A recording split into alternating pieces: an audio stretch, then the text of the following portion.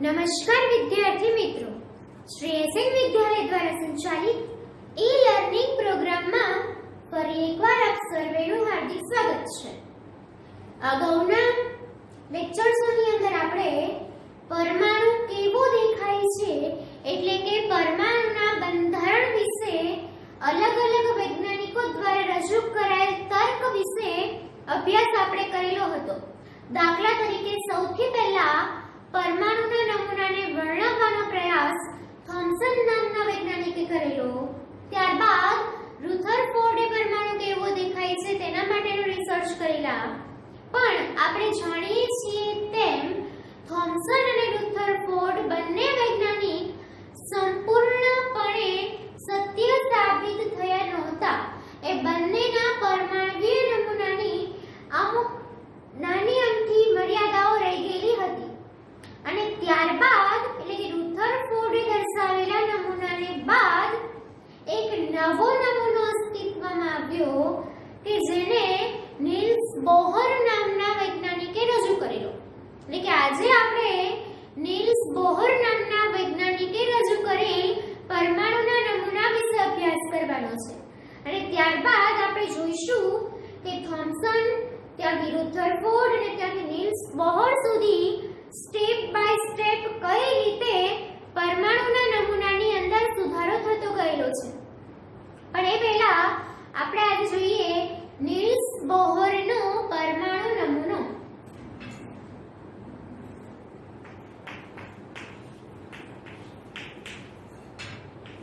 Niels બોહરનો પરમાણુ નમૂનો।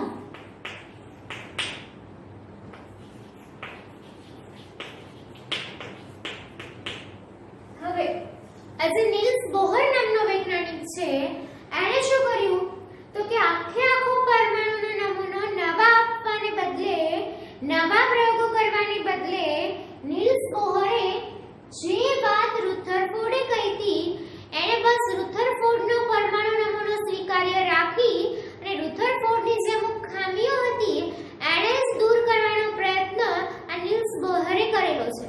હવે જે પ્રમાણે આપણે જાણીએ છીએ કે રુથરફોર્ડે એવું કીધેલું કે પરમાણુ એ પોલા ગોળા જેવો છે, એના મધ્યની અંદર અતિશય ઘટ્ટ એવું કે સમગ્ર ધન કેન્દ્રિત ભાગ દળ એ વચ્ચે સંકેન્દ્રિત થયેલું છે અને એને રુથરફોર્ડે નામ આપેલું પરમાણુ કેન્દ્ર।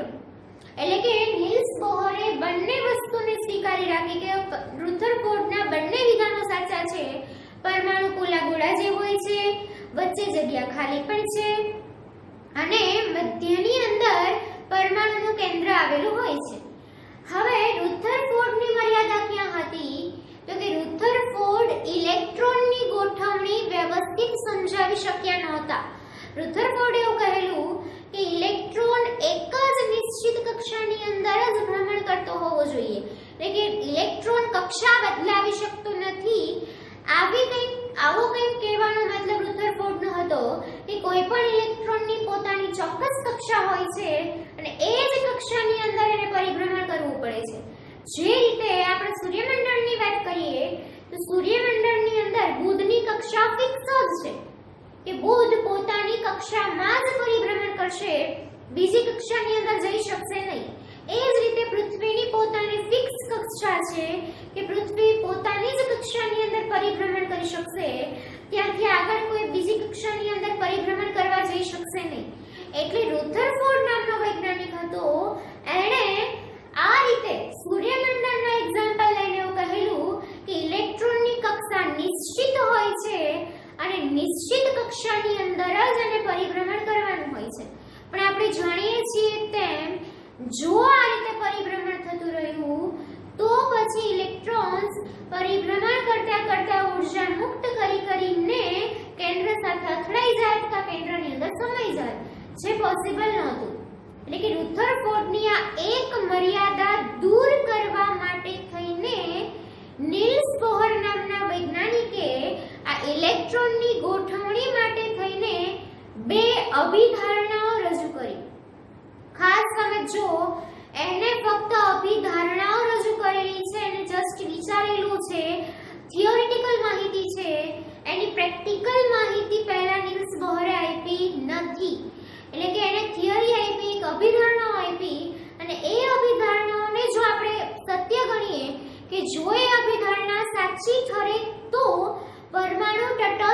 કરી શકે એમ છે.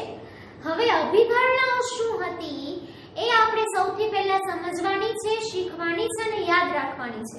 એટલે કે નીલ્સ બોહરે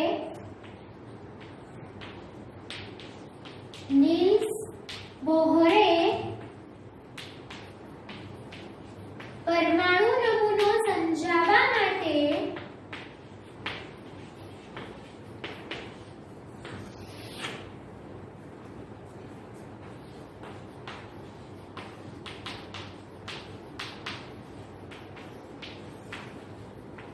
બે અભિધારણાઓ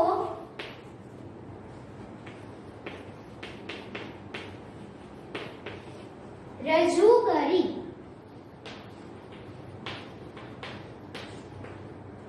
અને આપણે એ બંને અભિધારણાઓને જોવાની છે અને એને સમજવાની છે.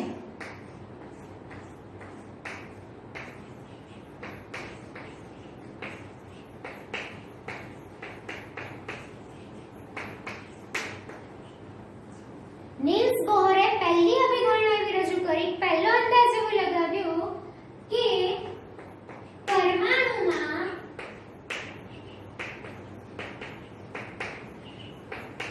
ઇલેક્ટ્રોનની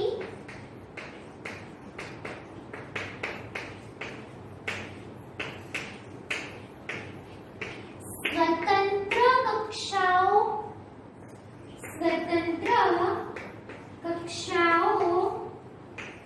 ગણાતી અથવા તો સ્વતંત્ર કક્ષાઓ તરીકે ઓળખાતી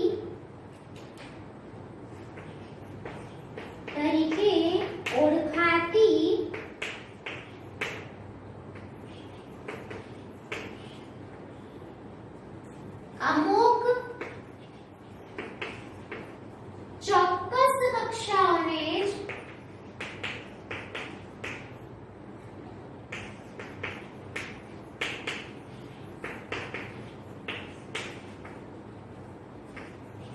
માન્ય કક્ષાઓ તરીકે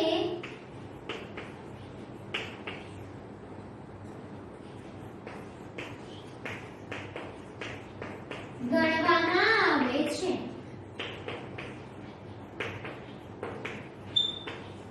આ હતી નીલ્સ બોહરની પહેલી અભિધારણા. હવે આ અભિધારણા સમજીએ પહેલા આપણે બીજી અભિધારણાને પણ જોઈ લઈએ. એટલે કે બંને અભિધારણાને આપણે એક સાથે સમજીશું એટલે વધુ સ્પષ્ટ થિયરી આપણા મગજમાં એડ થઈ જશે.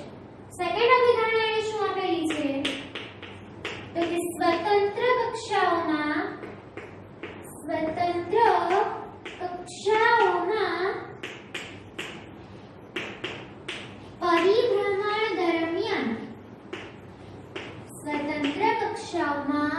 પરિભ્રમણ દરમિયાન ઇલેક્ટ્રોન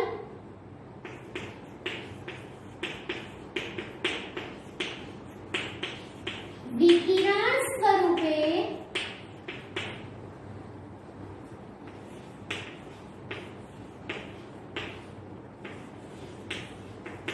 ઊર્જા મુક્ત કરતા નથી.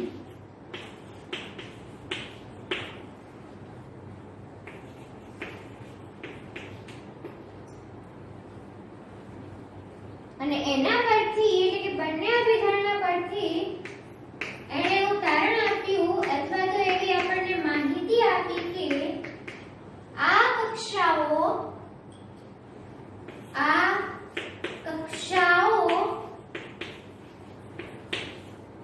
ઊર્જા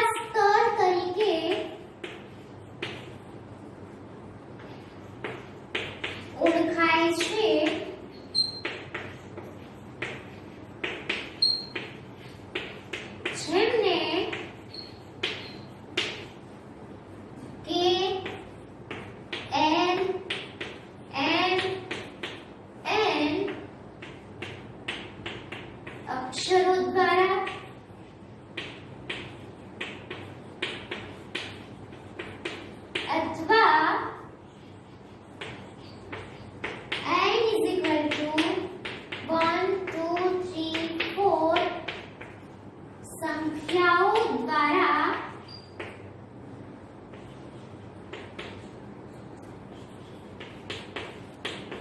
દર્શાવી શકાય છે.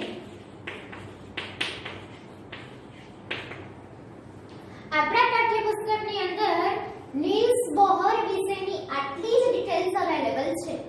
હવે હું સમજાવું કે નીલ્સ બોહરે પોતાની અભિધારણાઓ અને તારણ થ્રુ આપણને શું કહેવા માંગે છે અને કયા ટાઈપ્સનો પરમાણુ નમૂનો આપણી સમક્ષ રજૂ થાય છે. હવે આકૃતિ દ્વારા જ આપણે એના પરમાણુ નમૂનાને સમજવાની કોશિશ કરીએ.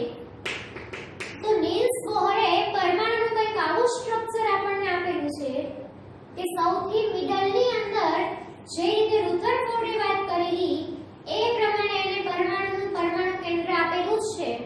એ કેન્દ્રની ફરતેનો ભાગ છે એને કક્ષા તરીકે ઓળખાવી અને કક્ષાઓનું એને બીજું નામ આપેલું છે ઊર્જા સ્તર. એ ઊર્જા સ્તરને કક્ષા નામ સાથે શું લેવા દેવા એ આપણે વિગતવાર શીખીશું.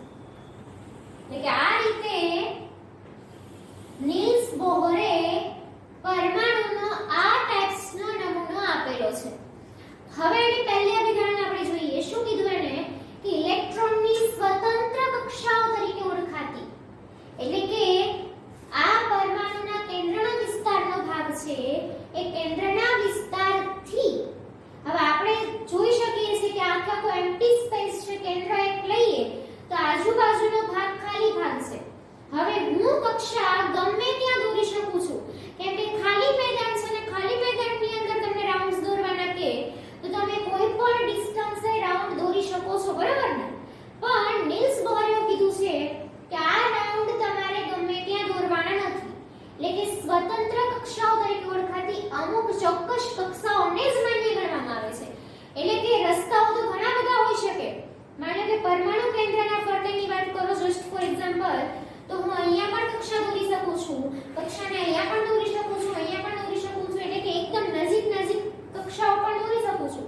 કારણ કે કક્ષા એ કાલ્પનિક રસ્તો છે.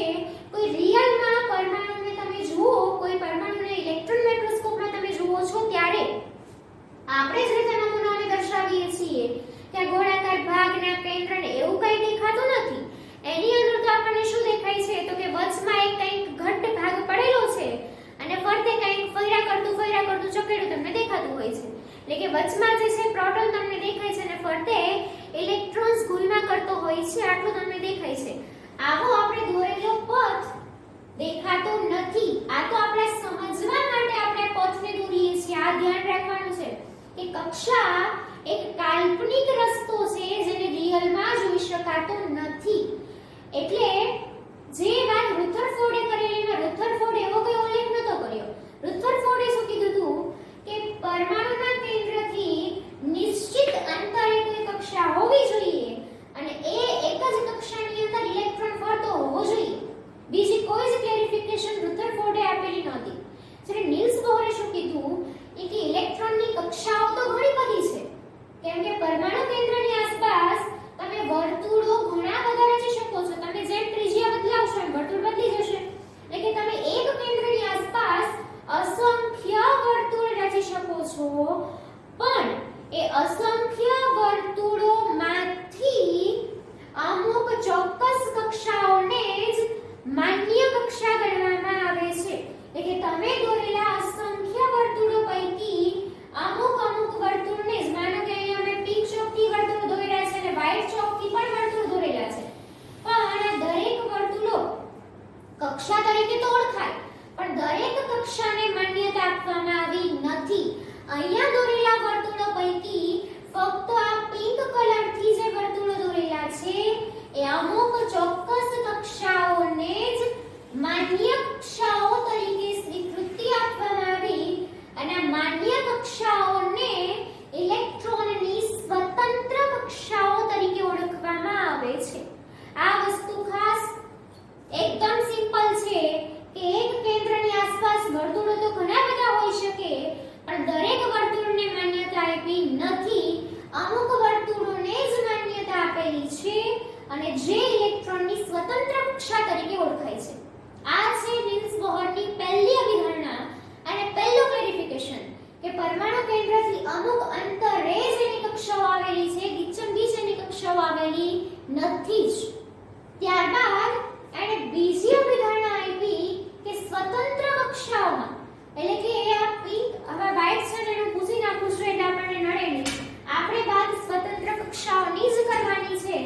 બીજી કક્ષાઓ સાથે આપણને કોઈ જ લેવા દેવા નથી, કારણ કે ઇલેક્ટ્રોન માટે ત્યાં કોઈ સ્થાન છે જ નહીં. એટલે કે તમને બોર્ડ પર દેખાતી જે સ્વતંત્ર કક્ષાઓ છે એ સ્વતંત્ર કક્ષાઓની અંદર જ્યારે ઇલેક્ટ્રોન પરિભ્રમણ કરે છે ત્યારે ઇલેક્ટ્રોન વિકિરણ સ્વરૂપે ઊર્જા મુક્ત કરતા નથી. જો કે આપણી ટેક્સ્ટ બુકની અંદર આ અભિધારણાની અંદર માઇનોર મિસ્ટેક્સ છે, અને એ મિસ્ટેક પાઠ્યપુસ્તક આપણે તો બનાવેલી છે નહીં, એટલે આપણે જાતે સુધારો કરી શકીએ એમ છે નહીં, પણ પાઠ્યપુસ્તકને સત્ય સ્વીકારીને આ વિધારણા આપણે ગોખી નાખશું, નો ડાઉટ. પણ આ વિધારણાનો મીનિંગ બિલકુલ અલગ છે, જે આ શબ્દો પ્રમાણે મેચ થઈ શકતો નથી. અને આની પૂરતી સાબિતી તમે ધોરણ 11 સાયન્સના બીજા ચેપ્ટરની અંદર, ત્યાં પરમાણુનું બંધારણ કરીને પાઠ છે, 11 સાયન્સ કેમિસ્ટ્રી પાર્ટ 1 પાઠ નંબર 2, એની અંદર જે નીલ્સ બોહરની વાત કરેલી છે એમાં એકદમ ટ્રુ હકીકત આપણને આપેલી છે, અને જેને એ તમે વાંચશો એટલે સમજાશે કે આ વિધારણાની અંદર થોડુંક માઇનર મિસ્ટેક થયેલી છે. હવે એ કહેવા શું માંગે છે મીનિંગ આપણે સમજી લઈએ. વિધાન આપણે આ યાદ રાખશું કે સ્વતંત્ર કક્ષાઓમાં પરિભ્રમણ દરમિયાન ઇલેક્ટ્રોન ઊર્જા મુક્ત કરતા નથી. એટલે ધારો કે આ પહેલી કક્ષાની અંદર કોઈ ઇલેક્ટ્રોન આવેલો છે, આ ઇલેક્ટ્રોનને મેં દર્શાવેલો છે કે આ પહેલી કક્ષાની અંદર એક ઇલેક્ટ્રોન પરિભ્રમણ કરે છે. એટલે નીલ્સ બોહર આ વિધારણામાં એવું કહેવા માંગે છે કે જ્યારે ઇલેક્ટ્રોન આ પહેલી કક્ષાની અંદર પરિભ્રમણ કરતો હશે ત્યારે ઊર્જા મુક્ત નહીં કરે. એ જ રીતે વાત આને એવી કરી કે માનો કે પહેલી કક્ષા અને બીજી કક્ષા, એટલે કે અહીંયા કોઈ ઇલેક્ટ્રોન છે, અહીંયા કોઈ ઇલેક્ટ્રોન રહેલો છે ની આ કક્ષામાં પરિભ્રમણ કરતો હશે ત્યારે પરિભ્રમણ દરમિયાન વિકિરણ સ્વરૂપે ઊર્જા મુક્ત કરશે નહીં. જો કે આ વિધાન છે તો સત્ય, પણ એનો પરફેક્ટ મીનિંગ શું થાય છે હું તમને કહું તો કે ધારો કે હવે જો રુથરફોર્ડ અને નીલ્સ બોહર બંનેને મર્જ કરીને હું તમને શીખવાડું છું, એટલે ખાસ સમજો. રુથરફોર્ડે આ બચારા એવું કીધું હતું કે અહીંયા કોઈ ઇલેક્ટ્રોન છે એ વર્તુળાકાર કક્ષાની અંદર ગતિ કરતો હશે. હવે રુથરફોર્ડે ખાલી એટલી મિસ્ટેક કરેલી કે એનાની સ્વતંત્ર કક્ષાઓ નથી આપેલી. કાઈ વાંધો નહીં, ચલો રુથરફોર્ડે સ્વતંત્ર કક્ષા નથી આપી, રુથરફોર્ડે હાઇડ્રોજનની વાત કરેલી હતી એવું આપણે ધારી લઈએ. તો હાઇડ્રોજનની અંદર એને રુથરફોર્ડની જે ઇલેક્ટ્રોનની આપણે બીજી લાક્ષણિકતાથી સમજીએ કે ઇલેક્ટ્રોન નિશ્ચિત કક્ષામાં પરિભ્રમણ કરતો હોય છે, લાક્ષણિકતાની વાત રુથરફોર્ડની હું કરું છું. હવે હાઇડ્રોજન માટે વાત કરીએ તો પરમાણુ કેન્દ્ર, હાઇડ્રોજનમાં કેટલા ઇલેક્ટ્રોન હશે? એક જ ઇલેક્ટ્રોન હશે. હવે રુથરફોર્ડ મુજબ આપણે જોઈએ તો એક ઇલેક્ટ્રોન કોઈ એક કક્ષાની અંદર વર્તુળાકાર પથ પર ગતિ કરતો હશે. બરાબર છે ને? હવે જો એ જ વાત હું અહીંયા લાગુ કરું, નીલ્સ બોહરે એમ કીધું કે સ્વતંત્ર કક્ષામાં ગતિ કરતો ઇલેક્ટ્રોન, એટલે કે ધારો કે આ હાઇડ્રોજનનો પરમાણુ નમૂનો છે, કક્ષાઓ નથી ઉધારી લઈએ, અને હાઇડ્રોજનનો એક ઇલેક્ટ્રોન એની આ સ્વતંત્ર કક્ષામાં છે અને ગતિ કરે છે. હવે રુથરફોર્ડે એવું કીધું કે જ્યારે કોઈ ઇલેક્ટ્રોન વર્તુળાકાર પથ પર ગતિ કરે તો એ ઊર્જા ગુમાવીને કેન્દ્રમાં ભટકાઈ જશે. અને નીલ્સ બોહરે એ જ કક્ષાને સ્વતંત્ર કક્ષા કીધી તો ઊર્જા મુક્ત કરતો નથી. હવે અહીંયા તમે સમજી શકો છો કે બે વિધાનો વચ્ચે મતભેદ રહેલો છે, કારણ કે રુથરફોર્ડ અને નીલ્સ બોહર બંનેની અભિધારણાઓની અંદર એક જ વાતનો ડિફરન્સ છે. અને શું તો કે રુથરફોર્ડે ખાલી નિશ્ચિત કક્ષાનો ઉલ્લેખ કરેલો, જ્યારે નીલ્સ બોહરે સ્વતંત્ર કક્ષાનું નામ આપેલું. એથી કઈ થિયરી બદલાઈ જતી નથી. તેમ છતાં રુથરફોર્ડને આપણે મર્યાદિત સાબિત કર્યું. શું કામ? તો કે ગતિ કરી ઊર્જા ગુમાવી ભટકાઈ જાય. તો શું અહીંયા આ જ કક્ષાને નિશ્ચિત કક્ષાની બદલે તમે સ્વતંત્ર કક્ષા નામ આપી દેશો તો ઊર્જા મુક્ત નહીં કરે? તો પછી નીલ્સ બોહર ખોટું બોલે છે, એની અભિધારણા ખોટી સાબિત થાય છે. એવું પણ નથી, નીલ્સ બોહર પણ સાચો છે, રુથરફોર્ડ પણ સાચો હતો. પણ શું હકીકત સત્ય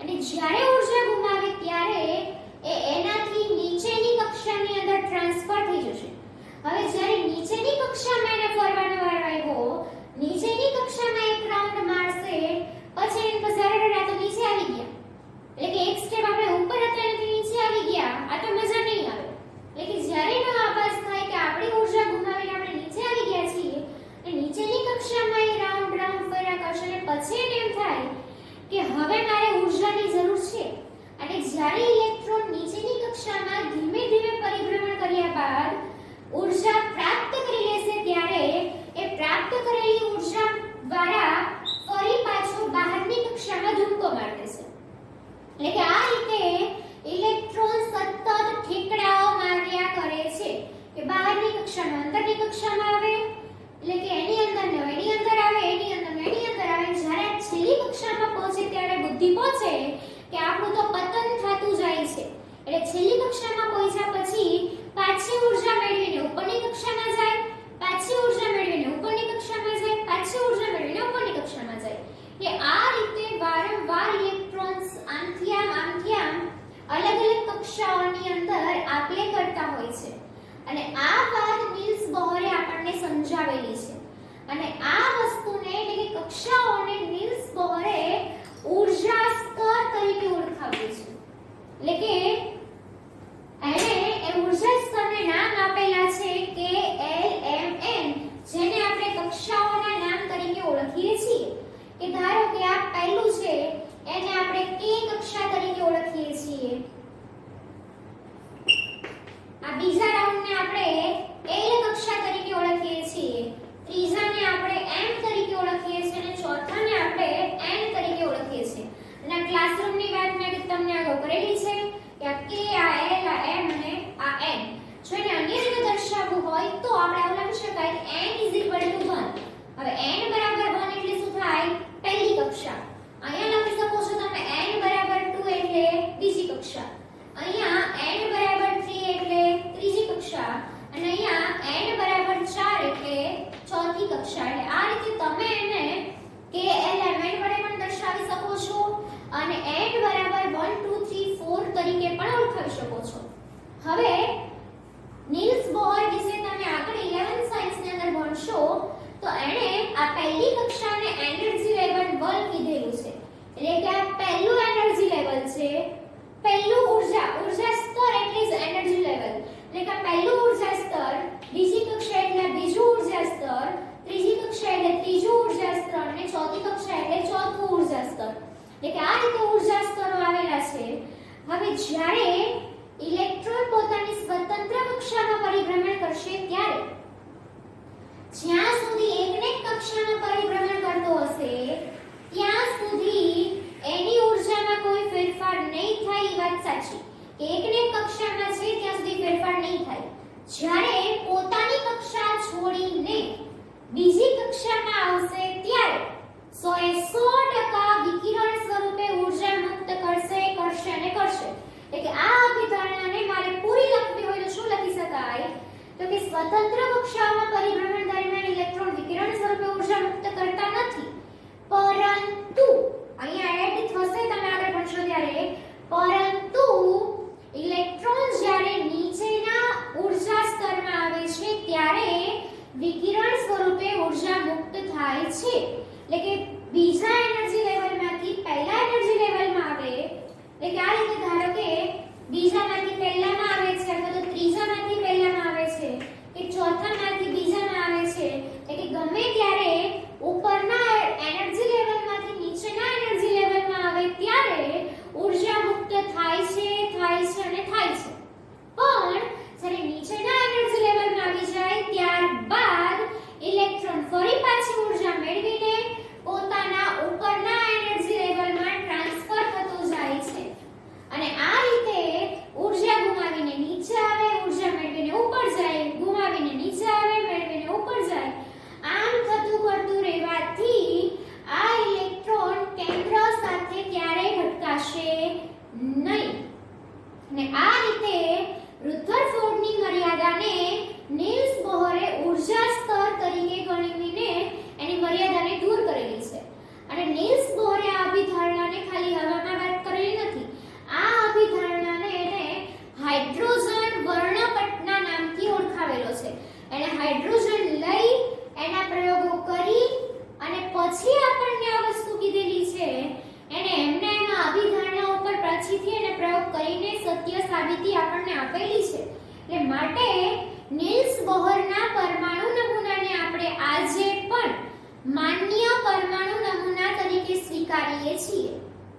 એટલે આ રીતે આપણે સ્ટેપ બાય સ્ટેપ જોઈએ ફરીથી તો કે બે અભિધારણા આપેલી, બધી કક્ષાઓમાંથી અમુકને જ માન્ય કીધેલી અને એમાં પરિભ્રમણ કરે છે ત્યાં સુધી એકમાં ને એકમાં ફરે છે ત્યાં સુધી ઊર્જા મુક્ત થતી નથી, પણ જ્યારે ઊર્જા મુક્ત થાય છે ત્યારે એ બીજી કક્ષામાં ટ્રાન્સફર થઈ જાય છે અને થોડી વાર પછી ઊર્જા મેળવીને પાછો હતો ત્યાં વયો જાય છે।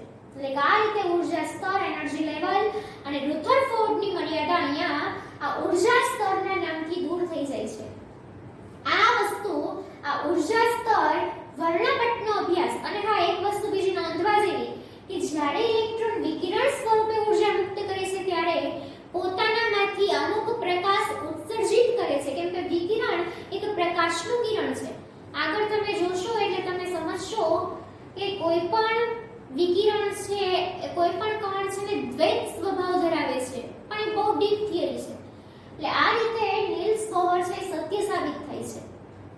આટલું તમારે તમારી નોટબુકની અંદર નોંધ કરી લેવાની છે। પૂરેપૂરું નીલ્સ બોહરનું જે કાંઈ પણ તારણ અનુમાન છે આપણી પાઠ્યપુસ્તક મુજબનું એ બધું જ આટલાની અંદર સમાવિષ્ટ થઈ જાય છે। એટલે જરૂર લાગે આ વિડિયોને પોઝ કરતા જજો અને લખતા જજો।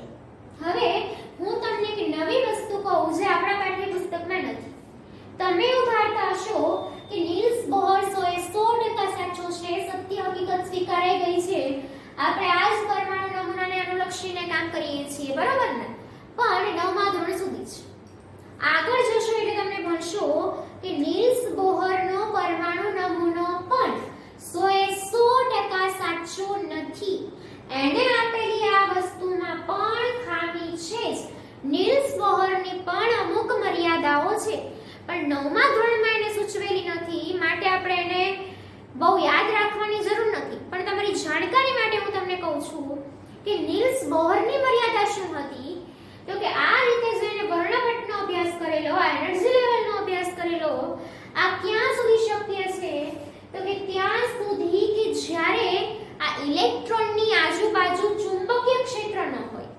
જો આ પરમાણુની આજુબાજુ આ ઇલેક્ટ્રોનની ગતિની આજુબાજુ હું કોઈ ચુંબકીય ક્ષેત્ર રાખી દઉં તો આ પરમાણુ સ્થિર રહી શકતો નથી અને એને ઝીમેન ઇફેક્ટ કહેવામાં આવે છે।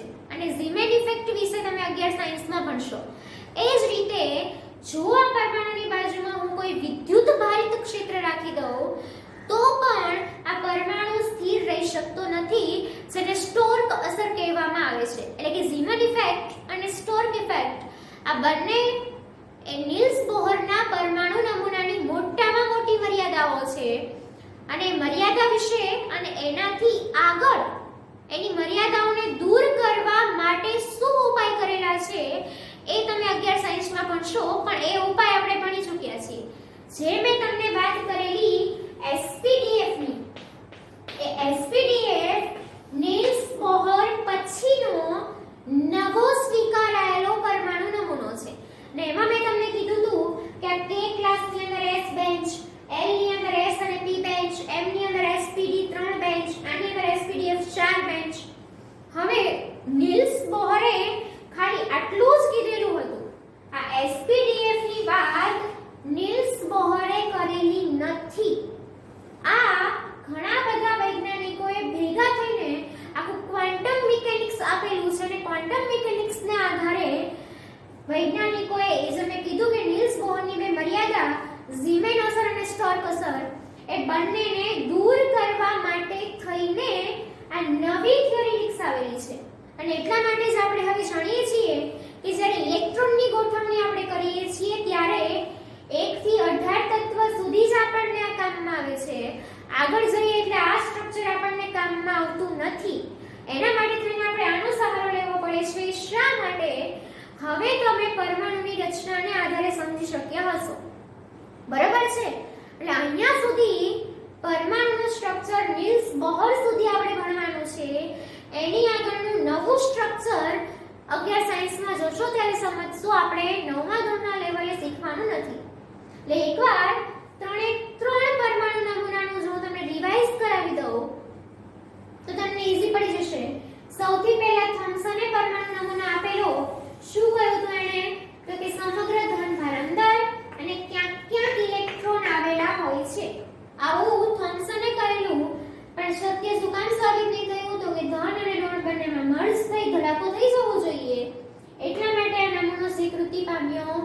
નહોતો. ત્યારબાદ રુથરફોર્ડે શું કીધું તો કે બધું આ પરમાણુ કેન્દ્ર એને આપેલું અને આ ભાગ પોરો છે એવું એને કીધેલું, પોલો ભાગ છે અને ઇલેક્ટ્રોન ગતિ કરતા હોય છે, પણ એને આવા ઊર્જા સ્તર નહોતા આપ્યા. એને ફક્ત અમુક જ કક્ષાઓની વાત કરેલી અને એ કક્ષાઓમાં ગતિ કરતો ઇલેક્ટ્રોન અંદર ભટકાઈ જશે આવી બીકથી રુથરફોર્ડનો પરમાણુ નમૂનો પણ સ્વીકારાયો નહીં અને એની આ ઊર્જા સ્તરની ખામીને નીલ્સ બોહરે દૂર કરેલી છે. હવે ત્રણ વૈજ્ઞાનિકોએ આપણને કંઈક ને કંઈક આપેલું છે.